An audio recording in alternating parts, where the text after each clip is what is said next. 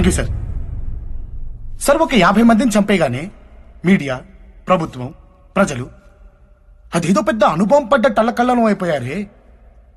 మన జన్మలకు కారణమై మన రక్తాలు పంచుకొని మన జీవితంలో సగభాగాలైన ఆడవాళ్ల మీద ఎన్ని ఎన్ని ఎన్ని ఎన్ని ఎన్ని ఎన్ని దారుణాలు సార్, నీచాతి నీచంగా, క్రూరాతి క్రూరంగా జరుగుతున్నాయి.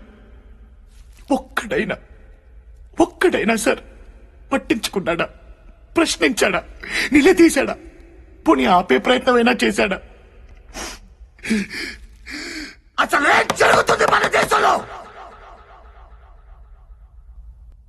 మన అమ్మలు, మన అక్కలు, మన చెల్లెళ్ళు, మన కూతుళ్ళు బయటికి వెళ్తే తిరిగి వచ్చేంత వరకు ఎందుకు సార్ భయంగా ఉంటున్నావు? బిక్కుమంటూ ఎందుకుంటున్నావు? అరే, వాళ్ళెవరో అడవుల్లోకి బాంబులు మచ్చలేదా ఎడారుల్లోకి వెళ్ళిపోతున్నారా? అరే, మనలాంటి మనుషుల మధ్యకే కదా సార్ వెళ్ళేది. ఆడది బయటికి వస్తే చాలు సార్, సందుల్లోనూ, రోడ్లలోనూ, బస్ స్టాపుల్లోనూ, బస్సుల్లోనూ, రెస్టారెంట్లోనూ, ఆఫీసుల్లోనూ, పోస్ట్ ఆఫీసుల్లోనూ, పార్కుల్లోనూ, కాలేజీల్లోనూ ఎక్కడ పడితే అక్కడ సార్ కామంతో చూస్తున్న కొన్ని వేల కళ్ళ మధ్యలో నడవాలి సార్ మన స్త్రీ. ఎప్పుడు ఎవడు ఎక్కడ ఏం చేస్తాడనే భయం సార్ మనకి. అరే, స్త్రీ అంటే సెక్సేనా?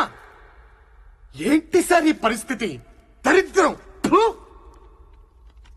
పుణ్యభూమి, వేదభూమి, కర్మభూమి, ఇలా ఎన్నో పేర్లున్న మన దేశానికి ఈ కర్మేంటి సార్? మాతృదేవో భవ అని మొదటి నమస్కారం స్త్రీకే పెట్టమని చెప్పిన మన భారత సంస్కృతి ప్రపంచానికి చాలా నేర్పించింది. కానీ మనకే ఏమీ నేర్పించలేకపోయింది. ఇదే దేశంలో రావణాసురుడు అనే ఒక సెక్షువల్ పర్వర్ట్ ని సీతమ్మ తల్లిని ఎత్తుకెళ్లాడని కోతులతో కలిసి వాడి సామ్రాజ్యాన్ని సర్వనాశనం చేసిన రాముణ్ణి చూసి మనమే నేర్చుకోవాలి సార్. ఒక ఆడదాన్ని కొంగు లాగితే 18 లక్షల మందిని పిచ్చి కుక్కల్ని చంపినట్టు చంపిన మహాభారతాన్ని చూసి మనమే నేర్చుకోవాలి సార్. నేర్చుకున్నాం సార్. ఆడవాళ్ళని ఎత్తుకెళ్ళిపోవటం, చీరలు లాగటం. Great country sir. Salute to my country and my culture. Salute sir.